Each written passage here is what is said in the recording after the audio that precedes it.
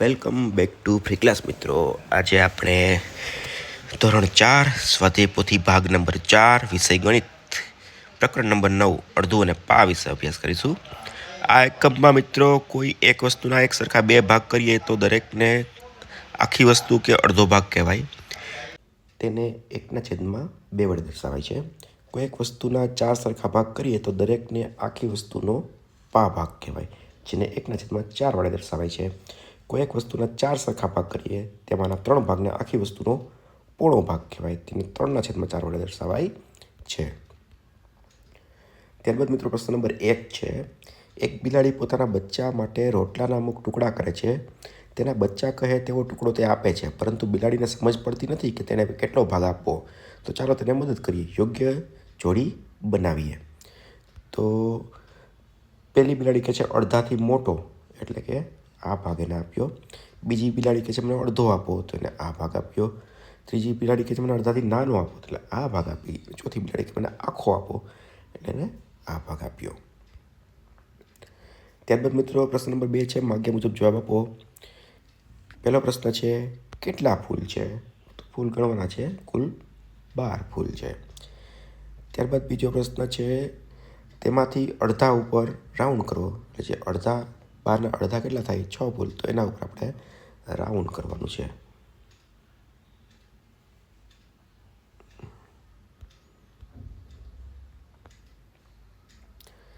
ત્યારબાદ મિત્રો બીજો પ્રશ્ન છે કેટલા દડા છે? તો કે 8 દડા છે.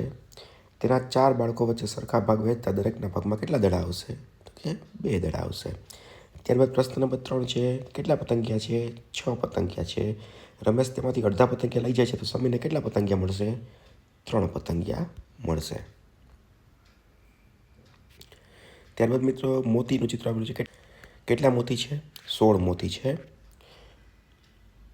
પ્રિયાંશી, મયંક, માધવી, ભાર્ગવને સરખા ભાગે વહેંચવામાં આવે, 4 સરખા ભાગ પાડો તો કેટલા ભાગ મળે? તો કે 4 બધાને આવે. મયંક, માધવી, પ્રિયાંશી ત્રણેયને મળીને કુલ 12 મોતી થાય છે. ત્યારબાદ મિત્રો પ્રશ્ન નંબર 3 છે સૂચના મુજબ કરો, જેમાં નીચે આપેલા આકારોના અડધા ભાગ કરવાના છે. કેટલા ભાગ કરવાના છે? અડધા ભાગ. તો દરેકનો આપણે અડધો ભાગ અહીંયા કરેલો છે, આવી રીતે અહીંયા અને અડધો કરીને બતાવ્યો છે. ત્યારબાદ નીચે આપેલા આકારોની સંખ્યા ગણો અને તેના અડધી સંખ્યામાં રંગ પૂરવાના છે. આની કુલ સંખ્યા 10 છે, એટલે આપણે 5માં રંગ પૂર્યા છે. ત્યારબાદ આની કુલ સંખ્યા 6 છે, એટલે આપણે 3માં રંગ પૂર્યા છે. ત્યારબાદ આની કુલ સંખ્યા 8 છે, એટલે આપણે 4માં રંગ પૂર્યા છે. અને આની કુલ સંખ્યા 4 છે, એટલે આપણે 2માં રંગ પૂરેલા છે. પ્રશ્ન નંબર 4માં નીચે આપેલ આકારોમાં એક સરખા 4 ભાગ પાડવાના છે, એટલે દરેકને એક આડો ભાગ અને એક ઊભા ભાગમાં આપણે વહેંચણી કરીશું. ત્યારબાદ મિત્રો પ્રશ્ન નંબર 2માં છે નીચે આપેલ આકારોની સંખ્યા ગણી તેના પા ભાગમાં રંગ પૂરવાના છે. આની કુલ સંખ્યા 8 છે, એટલે આપણે પા ભાગમાં 2માં રંગ પૂર્યો છે. આની કુલ સંખ્યા 4 છે, એટલે 1માં રંગ પૂર્યો છે. ત્યારબાદ આની કુલ સંખ્યા 9 છે, એટલે આપણે 3માં રંગ પૂર્યો છે. અને આની કુલ સંખ્યા 12 છે, એટલે આપણે 4માં રંગ પૂર્યો છે. ત્યારબાદ મિત્રો પ્રશ્ન નંબર 5 છે નીચે આપેલ આકારોના 3/4 ભાગમાં રંગ પૂરવાના છે, એટલે કે કુલ 4 ભાગ આપેલા હશે, એમાંથી 3 ભાગમાં આપણે રંગ પૂરવાના છે. રંગ પૂર્યા છે આપણે. ત્યારબાદ નીચે આપેલા આકારોની સંખ્યા ગણી તેના 3/4ના ભાગમાં રંગ પૂરવાના છે. તો આની કુલ સંખ્યા છે 8, એટલે આપણે 6માં રંગ પૂરેલા છે. આની કુલ સંખ્યા છે 4, એટલે 3માં રંગ પૂરેલા છે. આની કુલ સંખ્યા 12 છે, એટલે આપણે 10માં રંગ પૂરેલા છે. ત્યારબાદ 13માં આપણે કુલ એટલામાં રંગ પૂરેલા છે. ત્યારબાદ મિત્રો દરેક નીચેના આકારોમાં દર્શાવેલ ભાગ મુજબ આચ્છાદિત કરો. રંગ પૂરવાના છે આમાંય 1/2 ભાગમાં, એટલે અડધામાં રંગ પૂરવાનો. 1/4 એટલે 1 ભાગમાં રંગ પૂરવાનો. 3/4 એટલે 3 ભાગમાં રંગ પૂરવાનો. અને 1/4 એટલે 1 ભાગમાં રંગ પૂરવાનો છે. ત્યારબાદ 1/2 એટલે અડધા ભાગમાં રંગ પૂરવાનો છે, અને 3/4 એટલે 3 ભાગમાં રંગ પૂરવાનો છે. ત્યારબાદ પ્રશ્ન નંબર 7 છે મિત્રો, નીચેની આકૃતિમાં કેટલા ભાગ આચ્છાદિત છે તે દર્શાવવાનો છે. આમાં એક ભાગ છે એટલે 1/4. આમાં કુલ અડધા ભાગમાં રંગ પૂરેલો છે એટલે 1/2. આમાં કુલ 3/4 અને આમાં આવશે 1/4. ત્યારબાદ આમાં અડધામાં રંગ પૂરેલો છે એટલે 1/2 અને આમાં 3 ભાગમાં છે એટલે 3/4. પ્રશ્ન નંબર 8, કોષ્ટકમાં શાકભાજીના ભાવ આપેલા છે તે પરથી પ્રશ્નોના જવાબ લખવાના છે. જેમ કે બટેટાનો ભાવ 20 રૂપિયા છે, ટમેટાનો ભાવ 40 રૂપિયા છે, ડુંગળીનો ભાવ 24 રૂપિયા છે, મરચાં 32 રૂપિયા, દૂધી 22 રૂપિયા અને ટીંડોળા 36 રૂપિયાનો ભાવ છે. એના બધા નીચેના પ્રશ્નનો જવાબ લખવાનો. જેમ કે અડધો કિલોગ્રામ દૂધી ખરીદવા માટે કેટલા રૂપિયા જોશે? તો 1 કિલોગ્રામના ભાવ 22 છે, તો અડધો કિલોગ્રામના કેટલા? તો આવશે 11 રૂપિયા. ત્યારબાદ બીજો પ્રશ્ન છે 1/4 એટલે કે 250 ગ્રામ ટીંડોળાના કેટલા રૂપિયા ચૂકવવા પડે? જેનો 1 કિલોનો ભાવ 36 રૂપિયા છે, તો 1/4 કિલોનો ભાવ 9 રૂપિયા થશે. ત્યારબાદ પ્રશ્ન નંબર 3 છે 3/4 કિલોગ્રામ ટમેટા ખરીદે છે તે દુકાનદારને 50ની નોટ આપે છે, તો મીરાને કેટલા રૂપિયા પાછા મળશે? જેમાં 1 કિલોનો ભાવ 40 રૂપિયા છે, તો 3/4 કિલોનો ભાવ કેટલો થાય? તો 30 રૂપિયા થાય છે. 50ની નોટ પાછા આપ્યા છે તો એને 20 રૂપિયા પાછા મળશે. ત્યારબાદ મિત્રો પ્રશ્ન નંબર 4 છે ધારાને અડધો કિલોગ્રામ ડુંગળી, 1/4 કિલોગ્રામ મરચાં, 3/4 કિલોગ્રામ બટાટા ખરીદે છે, તો 100ની નોટ આપે છે. ધારાને કુલ કેટલા રૂપિયા પાછા મળશે? ડુંગળીનો ભાવ 12 રૂપિયા આવશે, મરચાંના 8 રૂપિયા થશે અને બટાટાના 15 રૂપિયા થશે. એટલે 12, 8 ને 15 સરવાળો કરતાં 35 જવાબ મળશે. 100માંથી 35 બાદ કરતાં ધારાને 60 રૂપિયા કુલ પાછા મળશે.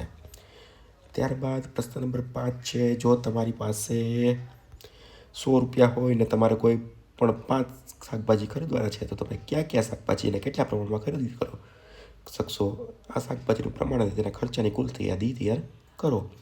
જેમાં 1 કિલોગ્રામ ટમેટા 40 રૂપિયાના, ડુંગળી 500 ગ્રામ 12 રૂપિયાની, મરચાં 250 ગ્રામ 8 રૂપિયાના, બટેટા 1 કિલોગ્રામ 20 રૂપિયાના અને ટીંડોળા 500 ગ્રામ 18 રૂપિયાના કુલ 98 રૂપિયાની ખરીદી કરી શકશું.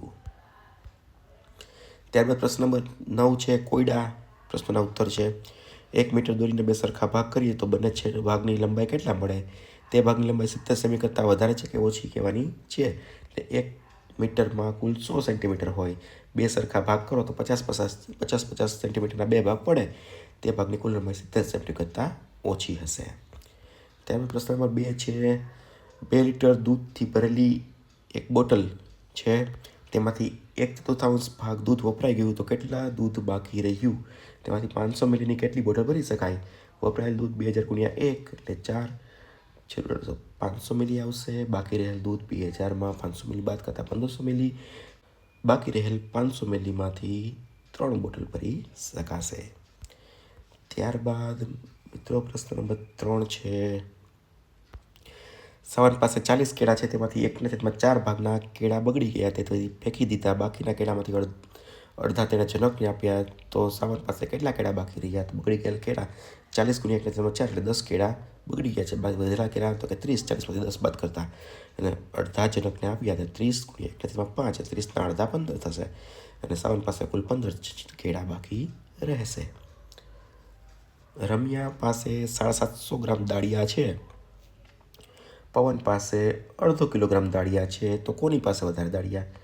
750 અને અડધો, તો પવન પાસે વધારે દાળિયા હશે.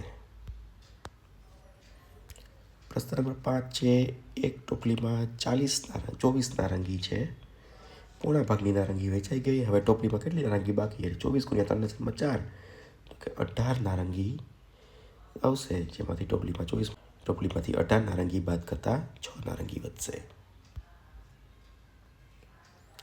ત્યારબાદ કોષ્ટક પૂર્ણ કરવાનું છે. અડધું આખું, અડધું પા અને પોણું. આખું 100 તો અડધું 50, પા 25 અને પોણું 75. બીજામાં છે 60, અડધું 30, પા 15 અને પોણું 45. પછી છે 240, 200 દરેકના જવાબમાં લખવાના છે. ત્યારબાદ પ્રશ્ન નંબર 11 છે નીચે આપેલ ટુકડાને જોડતા કેટલા ભાગ બનશે તે લખવાનું છે. ઉદાહરણ તરીકે આ ભાગ આમાં જોડી દો તો 3/4 બને. આ ભાગ આમાં બનો તો એક આખો બનશે. બે અડધા ભાગ જોડશો તો એક આખો બનશે. ત્યારબાદ બે પોણા ભાગ જોડશો એટલે એક અડધું બની જશે. 3 પોણા ભાગ કરશો એટલે એક પૂર્ણ ભાગ. પાપા ભાગ જોડશો 3 પાપા ભાગ કરશો એટલે એક પૂર્ણ બની જશે. ખાલી જગ્યા પૂરવાની છે. અડધો કિલોગ્રામ એટલે 500 ગ્રામ, 1/4 લીટર એટલે 250 મિલી, પૂર્ણ લીટર એટલે 75 સેમી, 3/4 કિલોમીટર એટલે 750 મીટર અને અડધો રૂપિયો એટલે 50 પૈસા. ત્યારબાદ પ્રવૃત્તિ કરવાની છે. અલગ અલગ કુલ 5 પ્રવૃત્તિ આપેલી છે. આ પ્રવૃત્તિ આપણે હોમવર્કના રૂપમાં કરવાની છે અને આ સાથે સ્વાધ્યાય અહીંયા પૂર્ણ થાય છે. C you in the next video. Thank you.